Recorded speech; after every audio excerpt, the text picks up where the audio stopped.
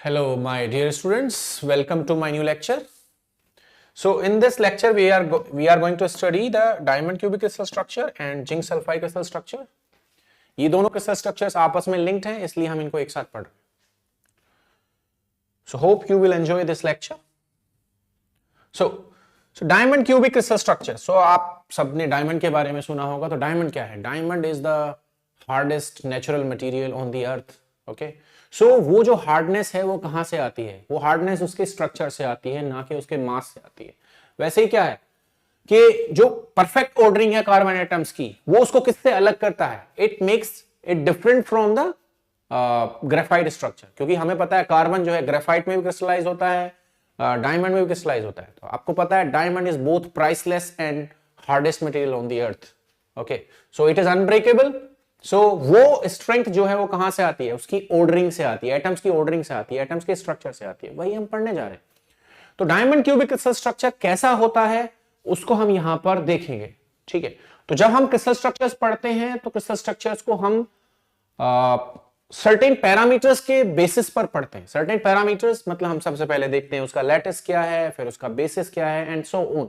Okay, तो उसी को हम वन बाय वन डिटेल में डिस्कस करेंगे. ओके, तो सबसे पहले जो डायमंड क्यूबिक क्रिस्टल स्ट्रक्चर है, तो नाम से लग रहा है डायमंड क्यूबिक. ठीक है, बट अगर आप थोड़ा सा क्रिस्टल स्ट्रक्चर्स के बारे में, लैटिसेस के बारे में पढ़ेंगे तो देखेंगे डायमंड क्यूबिक टाइप का कोई लैटिस नहीं होता है. सिर्फ डायमंड क्यूबिक क्रिस्टल स्ट्रक्चर है, उसका कोई लैटिस नहीं होता. इसका मतलब क्या है? ये जो लैटिस है, कितने क्यूबिक में कितने टाइप के लैटिसेस हैं? 3 टाइप के लैटिसेस हैं. उन तीनों में से ही किसी को ये उधार लेगा बेसिकली. ठीक है, तो ये कौन से लैटिस को उधार लेगा, कौन से लैटिस का यूज करेगा? It will use FCC lattice. Okay, तो डायमंड क्यूबिक क्रिस्टल का लैटिस कौन सा होता है? एफसीसी लैटिस होता है. ठीक है, अब अगर हम एफसीसी लैटिस में एक एक एटम रख देंगे हर लैटिस पॉइंट पर, तो वो एफसीसी क्रिस्टल स्ट्रक्चर बन जाता है. यानी कि अगर क्रिस्टल का नाम, ठीक है, लैटिस जैसा है तो बेसिस एक एटम की होगी, पक्की बात है. ठीक है, बट यहां पर क्या है? बेसिस एक से ज्यादा एटम की होगी, क्योंकि लैटिस है एफसीसी और क्रिस्टल का नाम है डायमंड क्यूबिक. तो जब समझ जाइए कि अगर क्रिस्टल का नाम लैटिस से अलग है तो बेसिस जो है वो एक से ज्यादा एटम की यूज हुई है वहां पर.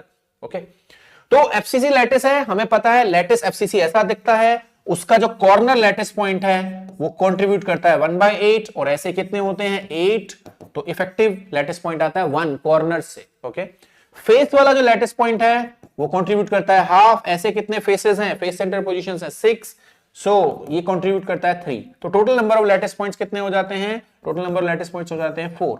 ओके, तो एफसीसी लैटिस के पास कितने इफेक्टिव लैटिस पॉइंट्स होते हैं? इफेक्टिव की बात कर रहा हूं मैं. ठीक है, 4 लैटिस पॉइंट्स होते हैं. ठीक है, तो लैटिस हो गया एफसीसी और effective number of lattice points हो गए 4. ठीक है, चलें आगे. Now will talk about basis. Basis क्या है?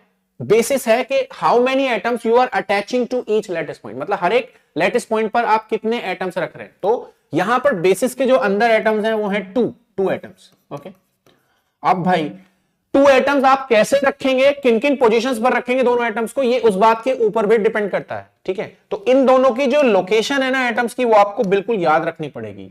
अगर पहला एटम मैं ओरिजिन पर रख रहा हूं 0 0 0 पर, सबसे पहली पोजीशन ओरिजिन ही होती है, 0 0 0 होती है, तो नेक्स्ट जो एटम आएगा वो आएगा A/4 A/4 A/4.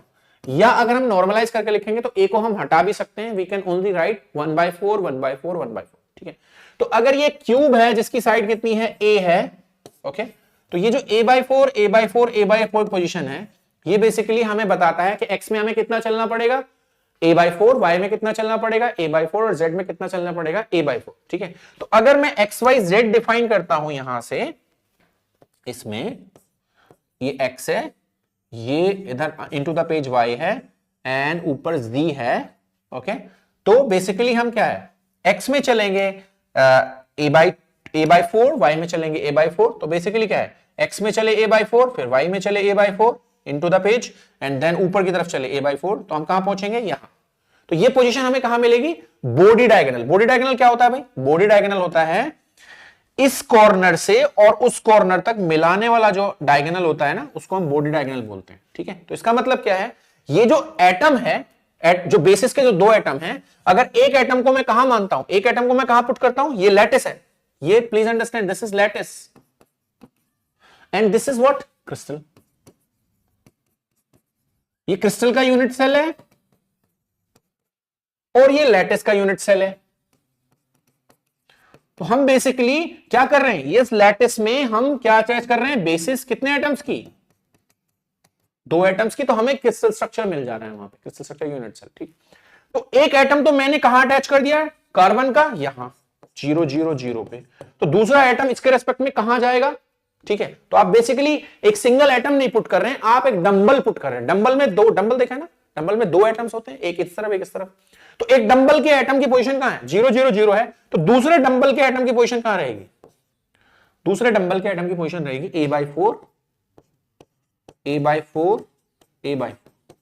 ओके, तो इसी तरह जब आप पुट करते जाएंगे हर एक लैटिस पॉइंट पर, हर एक लैटिस पॉइंट पर, जैसे कितने लैटिस पॉइंट दिख रहे हैं आपको, 6 फेस दिख रहे हैं, 8 कॉर्नर्स दिख रहे हैं। हर लैटिस पॉइंट पर 2 एटम्स पुट करने हैं। ठीक है, तो आप देखेंगे इस कॉर्नर वाले का जो एटम होगा वो ऐसे करके पीछे की तरफ होगा, है ना। तो ऐसे ही इस तरह जब करेंगे तो बेसिकली जैसे मान लीजिए टॉप वाले को आप देखें तो इसका एक तो एटम यहां आएगा और एक एटम कहां चला जाएगा, ऊपर बाहर, तो इस यूनिट सेल से बाहर निकल जाएगा। तो हमें बेसिकली जितने इस क्यूब के अंदर आएंगे वही कंसीडर करने। ओके, जो एक्स्ट्रा पोर्शन होगा we need to cut it down. ठीक है, क्योंकि हमें क्यूब बनाना है। तो आप देखेंगे क्या कि इसके वाला आप देख रही है, इस कॉर्नर वाले को हम कैसे कलर में ले रहे हैं, रेड में, और जो दूसरा वाला है उसको हम कैसे ले रहे हैं, जो A/4 A/4 A/4 वाला, उसको हम ले रहे हैं ब्लू कलर में। ठीक है, तो इसके वाला रेड तो दिख रहा है बट ब्लू नहीं दिख रहा है, क्योंकि वो इससे ऊपर निकल गया था। तो we need to cut it down. तो ऐसे देख रहे हैं आप कितने, जब ये यूनिट सेल देख रहे हैं आप, रेड तो आपको ये दिख रहे हैं सारे, रेड तो मतलब जिन पे जब इन लैटिस पॉइंट्स के ऊपर आप रेड रखोगे तो रेड तो सारे दिखेंगे, बट ब्लू सारे नहीं दिखेंगे, क्योंकि ब्लू इस यूनिट सेल से बाहर निकल जाएंगे। तो कितने इफेक्टिव ब्लूज दिखाई देंगे आपको, आपको 4 ब्लू दिखाई दे रहे हैं। ठीक है, तो इस तरह हम देख सकते हैं कि हर लैटिस पॉइंट पर कितने एटम्स पुट करने हैं, 2। एक की पोजीशन 0 0 0 है, तो कितना डिस्प्लेस होना चाहिए इसके रेस्पेक्ट में, A/4 A/4 A/4 डिस्प्लेस होना चाहिए। ठीक है, इसको एक और तरीके से समझते हैं। So diamond cubic crystal can also be considered as 2 interpenetrating FCC unit cells which are displaced by 1/4 1/4 1/4 with respect to each other। मतलब ये हमारी पहली यूनिट सेल है और ये हमारी सेकेंड यूनिट सेल है। दोनों ही यूनिट सेल्स कार्बन एटम्स की बनी है, क्योंकि हमें diamond cubic crystal structure discuss करना है।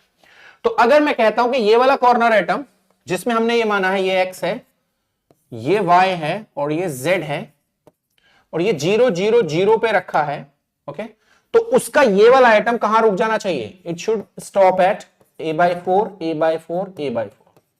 मतलब तो A/4 A/4 A/4 पोजीशन क्या है, हमें X में भी चलना है, A/4 Y में भी Z में भी। तो इसका मतलब क्या होगा, वो थोड़ा सा, जैसे अगर आप प्लेन से कंपेयर करें, प्लेन, तो ये आप देख रहे हैं नीचे वाला प्लेन है, लोअर फेस प्लेन।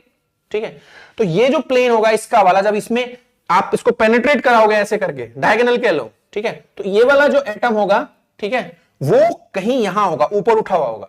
ओके, तो यानी कि ये फेस इस यूनिट सेल का और इस यूनिट सेल का यूनिट फेस जो होगा ऊपर होगा थोड़ा सा, है ना। ठीक है, क्योंकि हमें डिस्प्लेस करवाना है उसको, इस कॉर्नर को A/4 A/4 A/4 पर रखेंगे तो विल बी स्लाइटली अप।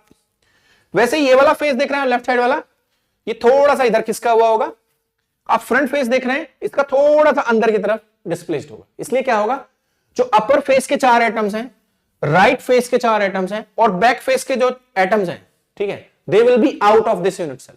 ठीक है, तो इफेक्टिवली इस यूनिट सेल के सारे एटम्स इसके अंदर नहीं आ पाएंगे। ठीक है, तो इसके सिर्फ कौन से एटम्स आएंगे, 4। कौन कौन से 4 आएंगे वो मैं यहां पर दिखा रहा हूं। तो ये हो गया पेनिट्रेशन। अगर आप इस पोजीशन को 0 0 0 जो कह रहे हैं, तो ये पोजीशन क्या होगी, 1/4 1/4 1/4 या A/4 A/4 A/4 होगी।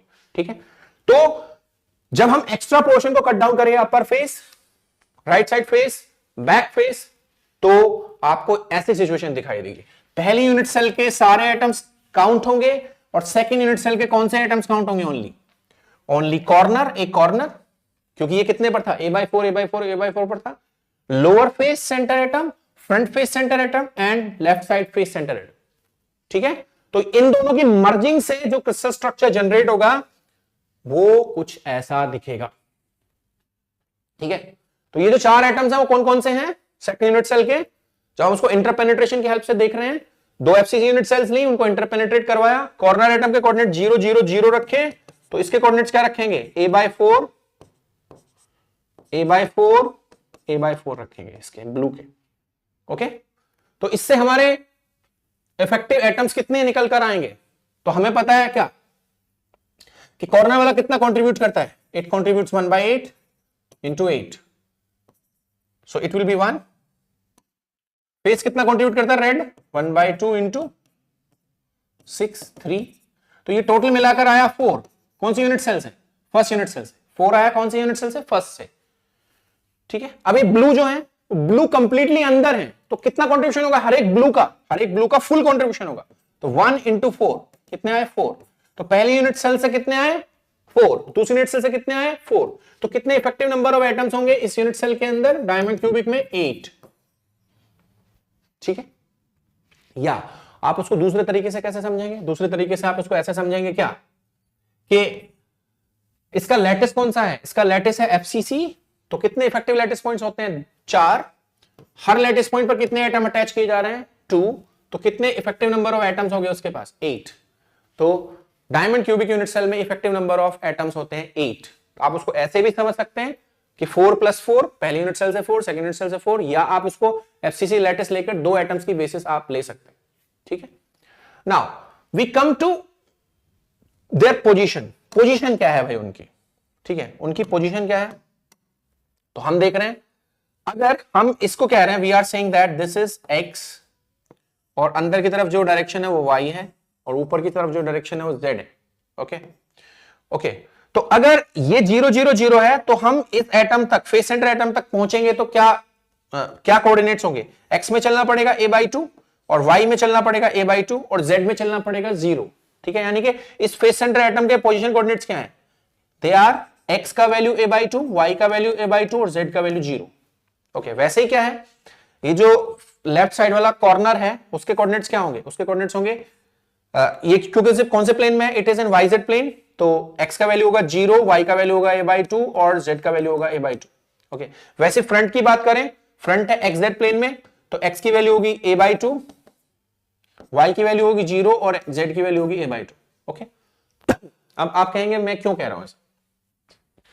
ये कॉर्नर एटम कितना कंट्रीब्यूट करता है? It contributes 1/8। तो सारे कॉर्नर एटम्स का इफेक्टिव कंट्रीब्यूशन मिलाकर हम कहां रखेंगे? इस कॉर्नर पर। तो 1/8 into 8, एक एटम जो है, ठीक है, उसकी पोजीशन क्या मानी जाएगी? 0 0 0। ओके, उसके रेस्पेक्ट में जो दूसरा एटम आएगा, दूसरा एटम, इसका कंट्रीब्यूशन कितना है? फेस वाले का हाफ, और अपर फेस का भी कितना है? हाफ। तो अपर प्लस लोअर का मिलाकर हम लोअर पर ले आएंगे, तो क्या होगा दूसरे एटम के पोजीशन कोऑर्डिनेट्स? a/2 0। ओके, वैसे ही left contributes half, right contributes half, तो हम कहां ले आएंगे? उसको उठाकर लेफ्ट में ले आएंगे, तो क्या बनेगा? 0 a/2। Okay, and the fourth, upper and lower कर लिया था हमने। बैक एंड फ्रंट को हम फ्रंट पर ले आएंगे, तो कोऑर्डिनेट्स क्या बनेंगे? दे विल बी x का वैल्यू 0, नहीं, x का वैल्यू a/2, y का वैल्यू 0, दिस। तो ये बेसिकली क्या है? ये जो 4 एटम्स हैं वो कौन सी यूनिट सेल के हैं? First unit cell. तो यानी कि हमें जो रेड कलर के एटम्स दिखाई दे रहे हैं उनके पोजीशन कोऑर्डिनेट्स ये हैं। Okay, what about the blues? ठीक है, अब ये बताइए हमने कितना खिसकाया है रेड के रेस्पेक्ट में? इस कॉर्नर को कितना खिसकाया था? मैंने कहा था अगर इसके पोजीशन कोऑर्डिनेट्स क्या हैं? 0 0 0 हैं, तो उसी के रेस्पेक्ट में इसके पोजीशन कोऑर्डिनेट्स क्या हैं? a/4 a/4 a/4 है। तो यानी कि आप 0 0 वाले को अगर a/4 a/4 a/4 पर ले जा रहे हैं, तो सबके सब क्या हो जाएंगे? इनमें क्या जोड़ देंगे हम? What will add? हम इन सब में a/4 a/4 a/4 जोड़ देंगे। तो 0 में a/4 जोड़ोगे तो a/4, 0 में अगर a/4 जोड़ोगे a/4 a/4 a/4। Okay, इसमें जोड़ोगे तो कितना? 3a/4 3a/4 a/4। इसमें जोड़ोगे तो a/4 3a/4 3a/4। ओके, इसमें आप जोड़ोगे तो क्या बनेगा? a/4, नहीं, it is basically this one, so it will be 3a/4, it is a/4 3a/4। तो इस तरीके से हमारे जो 8 एटम्स हैं उनकी पोजीशंस आ गई। पोजीशंस भी याद होनी चाहिए क्योंकि आगे इनकी जरूरत पड़ेगी हमें। ठीक है, तो देयर आर 8 एटम्स और उनके पोजीशन कोऑर्डिनेट्स ये होंगे इस यूनिट सेल के अंदर। ठीक है, अगर आप उसका 2D वर्जन देखेंगे, 2D वर्जन, तो वो ऐसा दिखेगा। 2D वर्जन का मतलब क्या है, अगर हम सिर्फ एक प्लेन में देख रहे हैं उन एटम्स को, तो पीछे वाला एटम सामने वाले एटम के पीछे छिप जाएगा, ठीक है, उसके पीछे हाइड हो जाएगा, तो हमें बैक नहीं दिखेगा, सिर्फ फ्रंट दिखेगा। तो इसमें क्या होगा, कॉर्नर वाले 8 ना दिख के 4 दिखेंगे। वैसे क्या है, ये फेस दिखेगा, ये फेस और फ्रंट और बैक छिप जाएंगे आपस में। तो उससे क्या होगा, हमें कितने फेस सेंटर एटम दिखाई देंगे, ये वाला साइड सेंटर बन जाएगा फेस, ये और ये। ओके, तो कितने हो जाएंगे, 6 की जगह 5, क्योंकि पीछे वाला इसके सामने छिप जाएगा 2D वर्जन में। और ये जो 4 एटम है, ये चारों के चारों अलग अलग दिखाई देंगे ब्लू में। तो ये 2D वर्जन है किसका, it is a 2D version of unit cell, 2D version of unit cell. तो बेसिकली थोड़ा सा इसको बनाना मुश्किल होता है, इसलिए कभी कभी हम 2D वर्जन भी सिर्फ शो कर देते हैं डायमंड क्यूबिक क्रिस्टल के लिए। तो hope you understand the position coordinates and effective number of atoms in the unit cell. अब हम बात करते हैं नंबर ऑफ नियरेस्ट नेबर्स की। नंबर ऑफ नियरेस्ट नेबर्स का मतलब है कोई एटम कितने नियर बाय एटम से कोऑर्डिनेटेड है, ठीक है। तो आप देख सकते हैं क्या, यहां पर ये जो ब्लू है वो किसके साथ बॉन्ड बना रहा है, रेड्स के साथ, ठीक है। तो सेकंड यूनिट सेल का जो कॉर्नर एटम है वो फर्स्ट यूनिट सेल के कॉर्नर एटम के साथ प्लस 3 फेसेस के साथ बॉन्ड बना रहा है, ठीक है। तो आप देख सकते हैं ये कितने से कोऑर्डिनेटेड है, नियरेस्ट नेबर्स कितने हैं इसके, देयर आर 4 नियरेस्ट नेबर्स, ठीक है। तो कोऑर्डिनेशन नंबर कितना हो गया इसका, 4। तो डायमंड क्यूबिक में कोऑर्डिनेशन नंबर यानी कि नंबर ऑफ नियरेस्ट नेबर्स कितने होते हैं, 4। तो फर्स्ट यूनिट सेल का जो सेकंड यूनिट सेल का जो ब्लू एटम है वो फर्स्ट यूनिट सेल के रेड एटम्स के साथ कोऑर्डिनेशन बनाएगा, ठीक है। यहां पर हर एटम इक्विवेलेंट है, चाहे आप रेड वाले को रेफरेंस लें, ब्लू वाले को रेफरेंस लें, किसी को भी आप रेफरेंस ले सकते हैं। ये सब क्या है, एक ही तरीके से कंसीडर होंगे।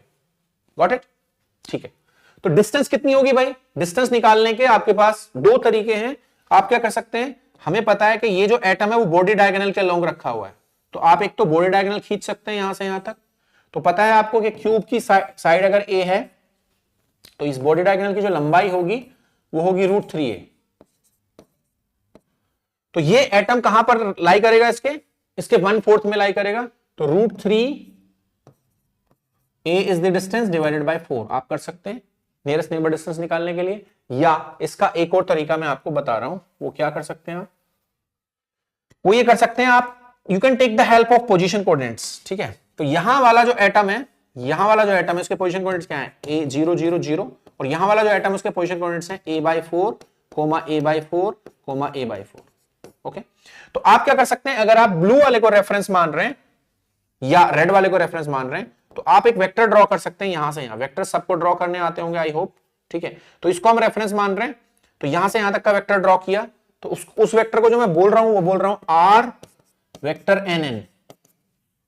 तो हम किसी वेक्टर की वैल्यू कैसे निकालते हैं, ये है फाइनल कोऑर्डिनेट्स, क्योंकि मैंने एरो किस तरफ लगाया है, एरो लगाया है कॉर्नर एटम की तरफ। तो फाइनल माइनस इनिशियल कर देंगे तो वेक्टर की जो वैल्यू आएगी वो आएगी फाइनल कोऑर्डिनेट्स 0 - a/4 किस डायरेक्शन में, आई कैप में, प्लस 0 - a/4 जे कैप प्लस 0 - a/4 के कैप।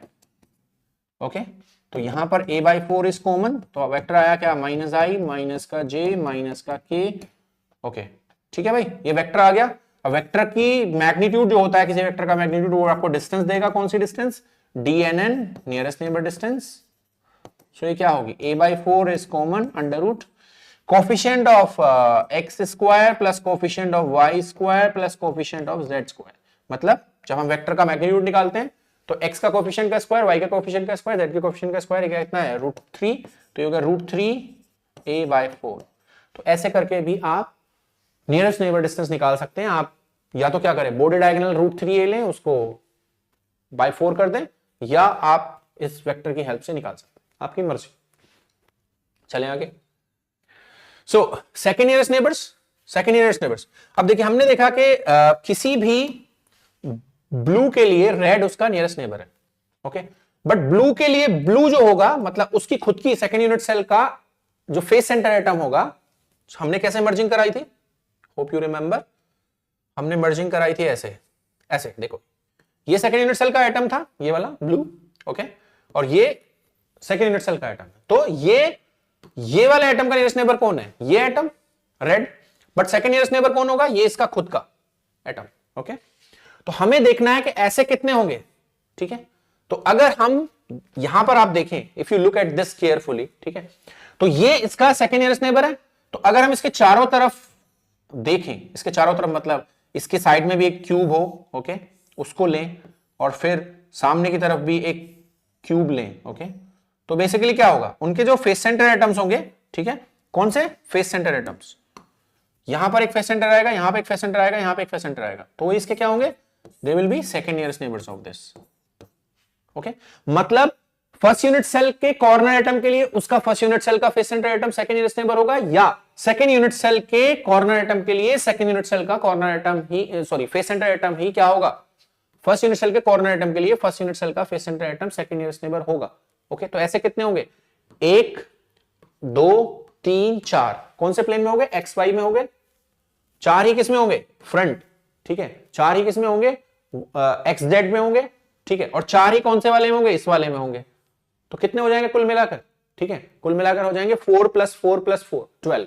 तो second nearest neighbours will be 12, ठीक है। यही एफसीसी में क्या हुआ करते थे, एफसीसी में फर्स्ट नियरेस्ट नेबर 12 हुआ करते थे, ठीक है। और डिस्टेंस कितनी होगी भाई, अगर इस क्यूब की साइड ए है, दोनों क्यूब्स की साइड ए थी, सेम थी, तो ये क्या होगा, फेस डायगोनल का कितना होगा भाई, फेस डायगोनल का आधा, फेस डायगोनल की वैल्यू होती है a√2, तो a√2 का आधा होगा, यानी कि a/√2।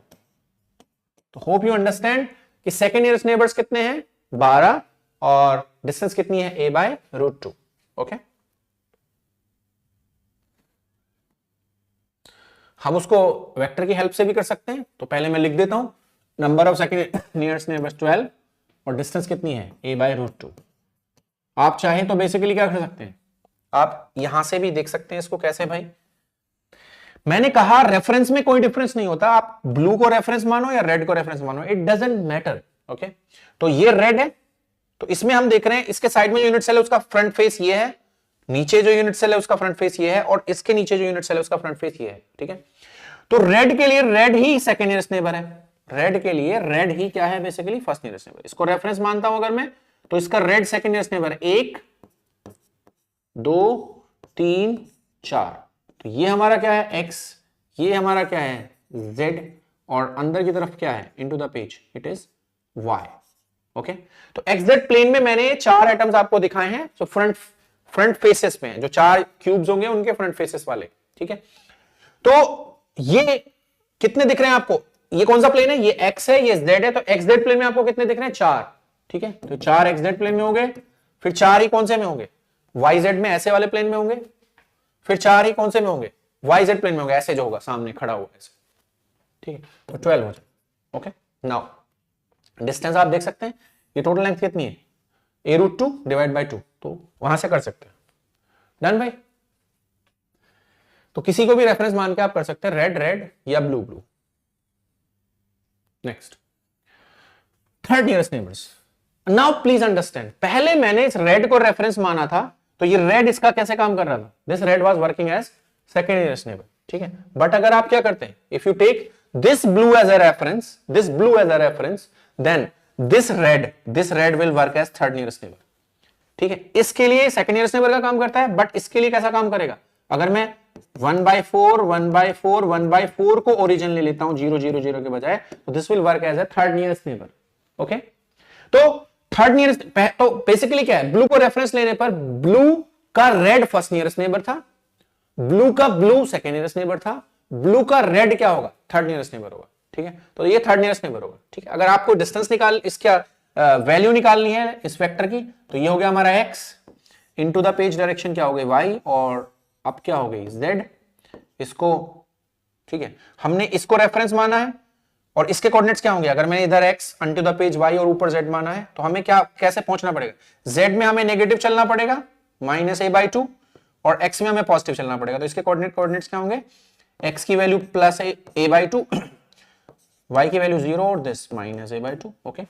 तो वेक्टर की वैल्यू कितनी आएगी, r3nn, ठीक है। इस वेक्टर की वैल्यू होगी final coordinates minus initial coordinates. तो इसकी जो वैल्यू थी वो कितनी थी, a में क्या होगी, a/4 a/4 a/4, तो ये बनेगा क्या, a/2 minus a/4 i cap plus 0 minus a by 4 j cap plus minus a by 2 minus a by 4 k cap।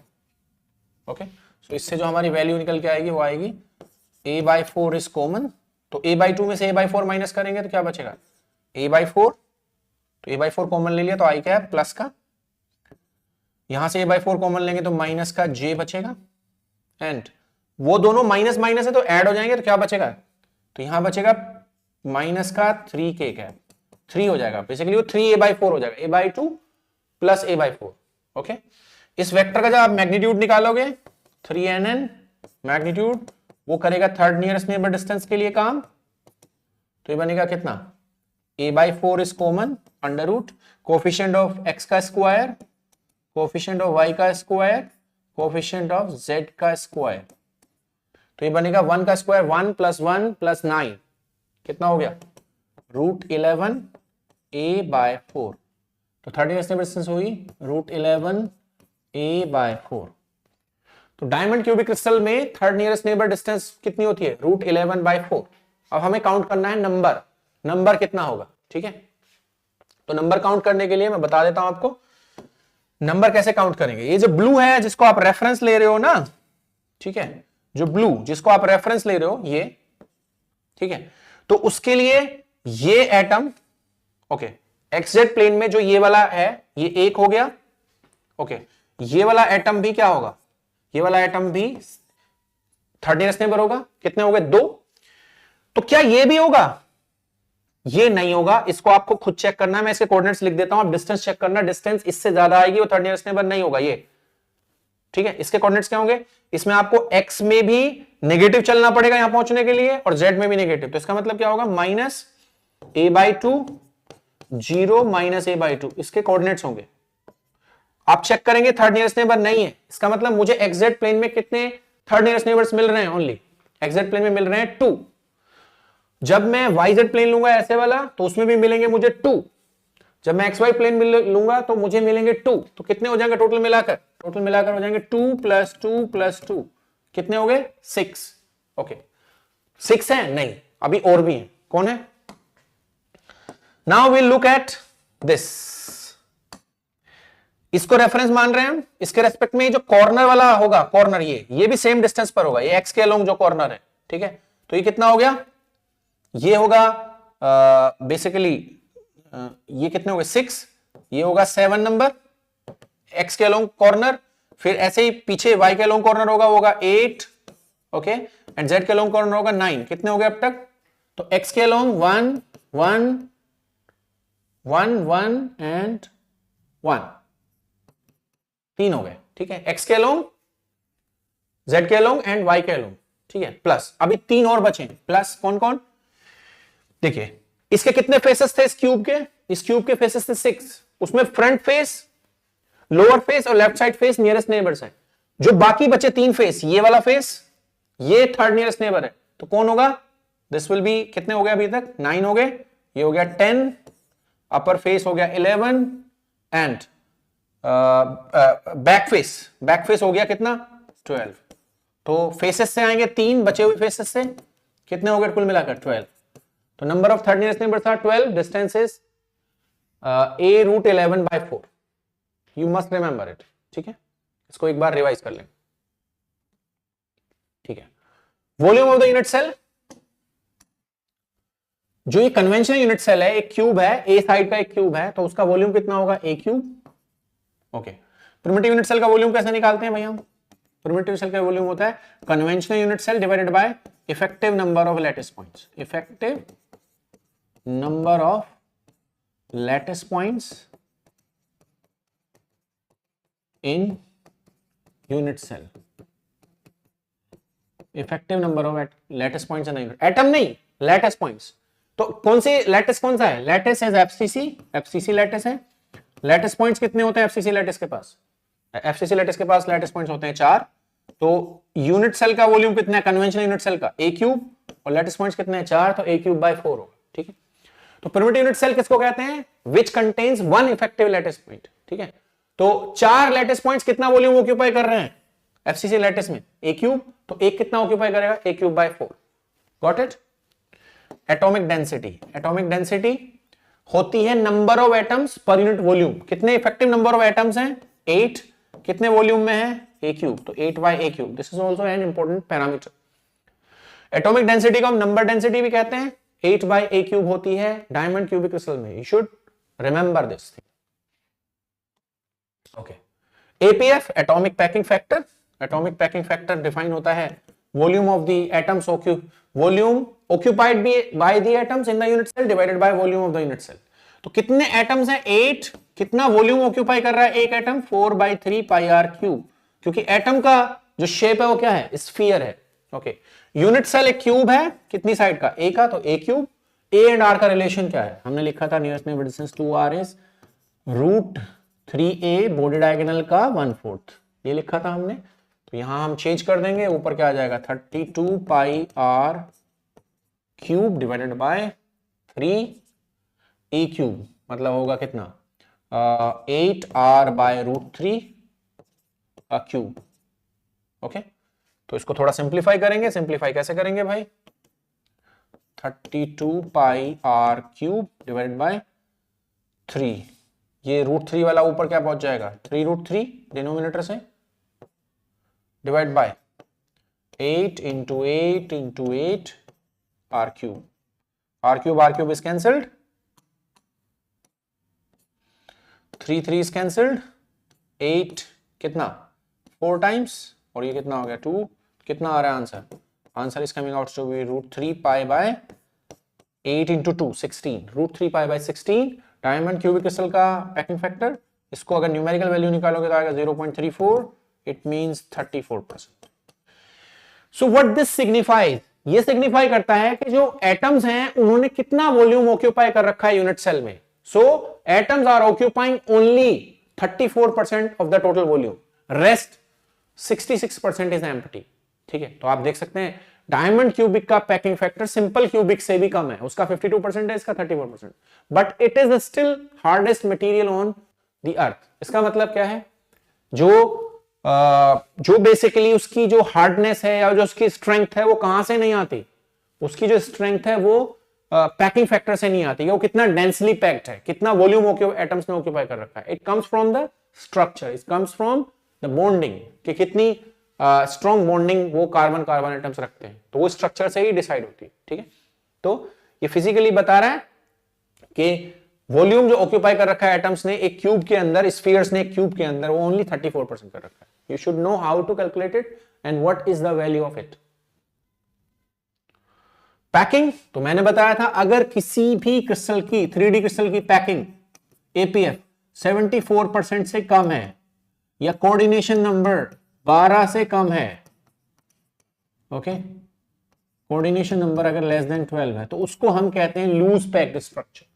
Okay, तो ऐसे क्रिस्टल स्ट्रक्चर जिनका एपीएफ 74% है 3D में या कोऑर्डिनेशन नंबर 12 है 3D में, उनको हम क्लोज पैक्ड स्ट्रक्चर कहते हैं। और वो कौन कौन से थे? वो दो ही स्ट्रक्चर्स अब तक हमने क्लोज पैक्ड देखे हैं, एक है face centred cubic crystal structure FCC और एक है hexagonal close packed structure HCP.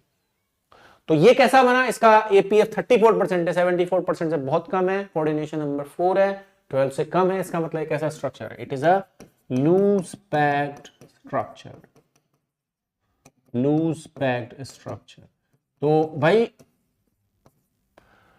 Loose packed होने का ये कतई मतलब नहीं है कि उसमें कोई स्ट्रेंथ नहीं है। ठीक है, ये ध्यान रखिएगा। इसके एग्जांपल्स में कौन आता है? इसके एग्जांपल्स में डायमंड खुद आता है और दो इंपॉर्टेंट सेमीकंडक्टर्स जो आपको याद रखने हैं। ऐसा नहीं कि सिर्फ यही एग्जांपल्स हैं, ठीक है, टिन भी हो सकता है, लेड भी हो सकता है। ठीक है, सिलिकॉन जर्मेनियम जरूर याद रखने हैं कि सिलिकॉन जर्मेनियम जो फेमस सेमीकंडक्टर्स हैं वो कौन से क्रिस्टल में क्रिस्टलाइज होते हैं? तो वो डायमंड क्यूबिक में क्रिस्टलाइज होते हैं। ठीक है, तो डायमंड क्यूबिक एक क्रिस्टल स्ट्रक्चर है, सिर्फ डायमंड तक लिमिटेड नहीं है, वो सिलिकॉन एंड जर्मेनियम जो सेमीकंडक्टर्स हैं वो भी उस स्ट्रक्चर को फॉलो करते हैं। तो आपने अगर सिलिकॉन स्ट्रक्चर के बारे में पढ़ा होगा तो आपने देखा होगा जब भी हम सिलिकॉन सेमीकंडक्टर पढ़ते हैं तो सिलिकॉन को हम 4 सिलिकॉन एटम से सराउंडेड दिखाते हैं। तो जब कोई एटम ऐसे इस तरह 4 एटम से सराउंडेड होता है तो उसको बोलते हैं हम टेट्राहेड्रल कोऑर्डिनेशन। ठीक है, तो यहां पर टेट्राहेड्रल कोऑर्डिनेशन होता है। ठीक है, तो ये चीज याद रखेंगे। इसको एक बार रिकैप कर लेते हैं क्विकली।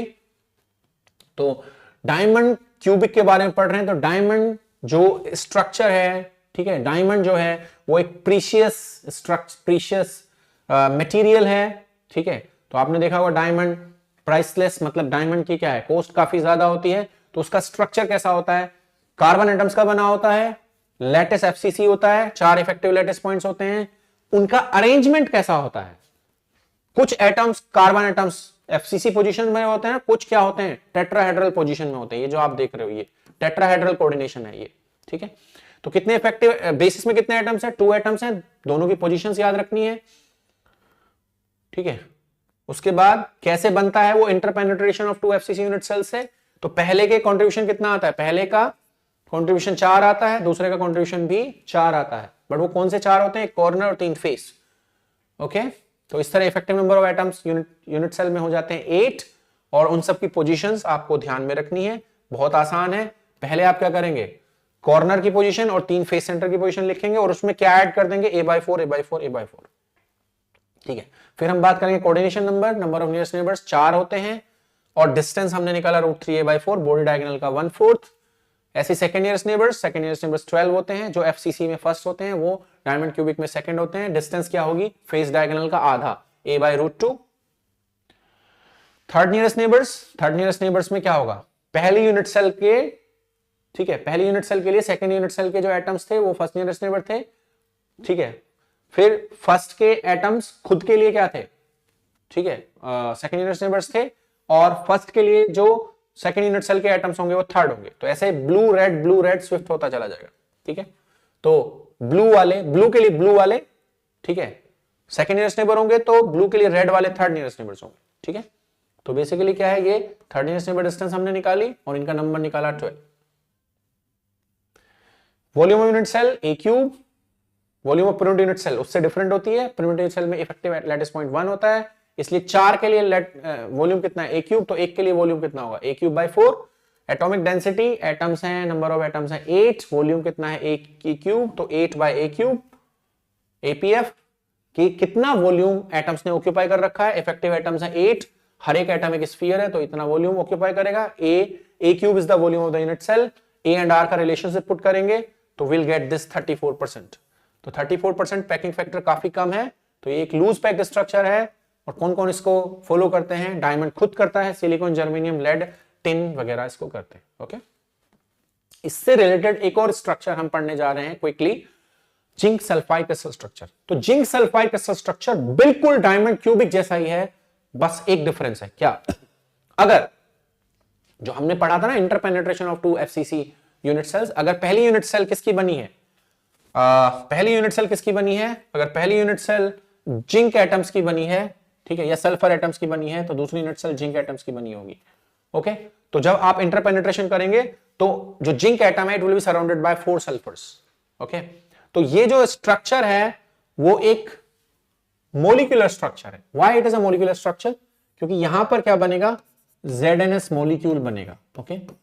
जब आपने देखा होगा डायमंड क्यूबिक में C2 मॉलिक्यूल नहीं बनता, 2 कार्बन का एटम मिलाकर मॉलिक्यूल नहीं बनाते, ठीक है, इसलिए वो कैसा स्ट्रक्चर था, एटॉमिक। ये स्ट्रक्चर है मॉलिक्यूलर, ठीक है। तो इसमें है zinc sulphide is similar to diamond cubic structure, जिसमें 2 इंटरपेनिट्रेटिंग एफसीसी यूनिट सेल्स हैं, बट एक यूनिट सेल के एटम्स जिंक के बने हैं तो दूसरे यूनिट सेल के एटम्स सल्फर के बने हैं। तो it is interpenetration of 2 different type of unit cells in which atoms are arranged in FCC structure। तो फिर से वही बात मैंने बोला, सारी चीजें सेम है। लैटिस क्या होगा, FCC। Effective number of lattice points कितने होंगे, 4, लैटिस FCC है 4, ठीक है।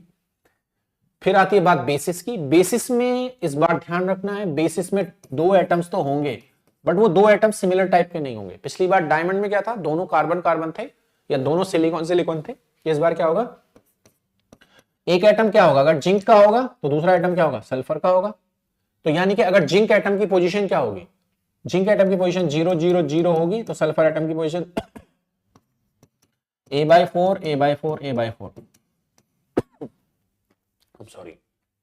तो इस तरीके से क्या है, ये हो गया लैटिस लास्ट टाइम की तरह ही, और ये क्या हो गया, ये हो गया क्रिस्टल। तो बेसिस कितने एटम्स की अटैच करनी है, 2 एटम्स की, 2 डिसिमिलर एटम की, एक जिंक एक सल्फर, ओके। तो ऐसे ही क्या करेंगे हम, पिछली बार की तरह पेनिट्रेशन कराएंगे तो ये जिंक सल्फाइड का स्ट्रक्चर बनेगा इस तरह का। तो अगर ये क्या है, ये सल्फर एटम्स है रेड कलर के, तो ये ब्लू कलर के क्या होंगे, जिंक एटम्स होंगे। ठीक है, तो यानी कि जो जिंक एटम होगा ये वाला मान लिया, वो किसके बीच में बैठा होगा, 4 सल्फर्स के बीच में बैठा होगा। ठीक है, तो उसकी पोजीशन अगर 0 0 0 होगी इसकी, तो इसकी पोजीशन क्या होगी, A/4 A/4 A/4 होगी। ठीक है, तो इफेक्टिव नंबर ऑफ एटम्स ना कह के हम क्या कहेंगे, इफेक्टिव नंबर ऑफ मॉलिक्यूल्स कहेंगे। तो अगर एटम्स की बात कर रहे हैं तो कितने इफेक्टिव एटम्स आएंगे, पहले यूनिट सेल से 4 जिंक और दूसरे यूनिट सेल से क्या आएंगे, 4 सल्फर। जैसे पहले आ रहे थे दोनों कार्बन कार्बन थे, इस बार 4 जिंक 4 सल्फर, तो क्या होगा, 4 4ZNS मॉलिक्यूल होगा, 4ZNS molecules. You should remember this. तो मॉलिक्यूल्स के टर्म्स में बात करेंगे, ना कि एटम्स के टर्म्स में। अगर एटम्स पूछता है कोई कहीं पे किसी एग्जाम में, तो आप ऐसे भी दे सकते हैं 4 जिंक 4 सल्फर या 4ZNS मॉलिक्यूल्स। ठीक है, तो यहां पर बाकी चीजें सेम है, मैं सिर्फ डिफरेंस डिस्कस करूंगा।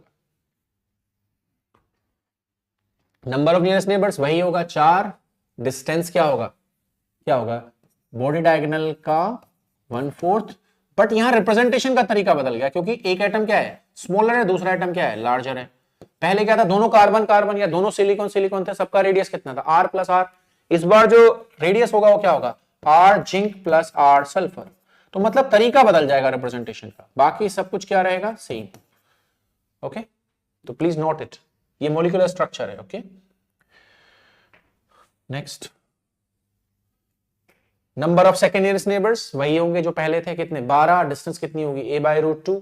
थर्ड कितने होंगे, थर्ड नियरेस्ट नेबर्स होंगे 12, डिस्टेंस कितनी होगी, डिस्टेंस होगी कितनी, √11 A/4। It will be same, जो डिफरेंस है वही डिस्कस कर रहा हूं। वॉल्यूम कितना होगा, वॉल्यूम होगा A³। Volume of unit cell, क्योंकि लैटिस FCC A³/4। इस बार जो नंबर डेंसिटी होगी उसको आप एटॉमिक डेंसिटी नहीं कहेंगे, क्या कहेंगे, मोलिकुलर डेंसिटी। व्हाई, क्योंकि एक एटम छोटा है एक एटम बड़ा है, तो अलग अलग वॉल्यूम ऑक्यूपाई करेंगे, इसलिए हम क्या करेंगे, उनको एक ही सिंगल एंटिटी मान लेंगे, मॉलिक्यूल। तो कितने मॉलिक्यूल्स हमारे पास, 4ZNS मॉलिक्यूल्स हैं एंड A³ वॉल्यूम में है, तो इस बार मॉलिक्यूलर डेंसिटी होगी नंबर ऑफ मॉलिक्यूल्स क्या, पर यूनिट वॉल्यूम, एटम्स नहीं, volume, molecules. Okay, next, atomic packing factor. हाँ, ये चीज बदल जाएगी इस बार, पिछली बार क्या आ रही थी 34%, इस बार ऐसे नहीं निकलेगी। तो 4 zinc atoms will occupy how much volume, 4/3 R zinc का क्यूब। ओके, प्लस 4 सल्फर्स, 4 × 4/3 पाई R सल्फर का cube divided bye A³। Okay, तो यहां पर क्या होगा, A एंड R का रिलेशन जो है ना वो 2R के साथ नहीं है, वो क्या है, R zinc plus R sulphur equals to कितना है, √3 A/4। ओके, सो यहां से बेसिकली हम क्या कर सकते हैं, 16, 3 नीचे ले लेते हैं, पाई, तो न्यूमरेटर में बचेगा R zinc cube plus R sulphur cube. इनको अलग अलग क्यों लिया, क्योंकि ये वॉल्यूम किसका है, जिंक एटम्स का, ये वॉल्यूम किसका है, सल्फर एटम्स का, A³। बट A³ में जब आप करोगे तो क्या आएगा, 4R zinc plus R sulphur divided by √3 का होल क्यूब आएगा। ओके, तो ऊपर है इंडिविजुअल क्यूब और नीचे है होल क्यूब, तो इसको थोड़ा सा सिंप्लीफाई कर लेते हैं। सिंप्लीफाई करने से क्या होगा, it will be 16 pi R zinc cube plus R sulphur cube divided bye, ठीक है, ऊपर क्या चला जाएगा, ये वाला √3 का क्यूब क्या होगा, 3√3। ओके, एंड दिस 4 का क्यूब क्या होगा, 4 × 4 × 4 64, तो ये 3 × 64। सो इसमें कैंसिल कर देंगे जो भी हो सकता है, और हाँ ये भी तो बचा, R zinc plus R sulphur का होल क्यूब। ओके, सो ये 3 and 3 is cancelled, 16, 4 is cancelled, but RZN cube plus R sulphur cube and नीचे RZN प्लस R सल्फर का whole cube will not be cancelled, तो क्या आएगा, √3 pi R zinc cube plus R sulphur cube divide by 4 times क्या, R zinc plus R sulphur का whole cube. Now they will not be cancelled, ये cancel नहीं होंगे, तो इसकी कोई numerical value as it is निकल के नहीं आएगी जब तक आपको क्या पता नहीं होगा क्वेश्चन में। जब तक आप R zinc by R sulphur का रेडियाई रेशो पता नहीं होगा ना, तब तक आप इसको कैलकुलेट नहीं कर सकते न्यूमेरिकली, ठीक है। तो इसको एज इट इज छोड़ देंगे हम, ठीक है।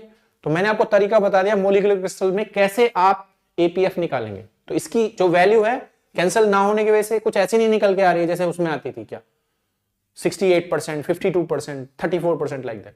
इसको आपको ऐसे ही छोड़ना पड़ेगा।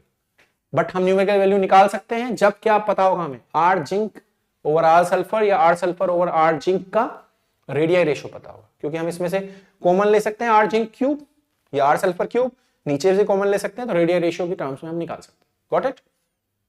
तो इसको ध्यान में रखना है। Next packing. अब आप देखिए भाई, हम एपीएफ नहीं निकाल पाए, न्यूमेरिकल वैल्यू पता नहीं है, बट फिर भी हम बता सकते हैं कोऑर्डिनेशन नंबर से। कोऑर्डिनेशन नंबर कितना है? 4।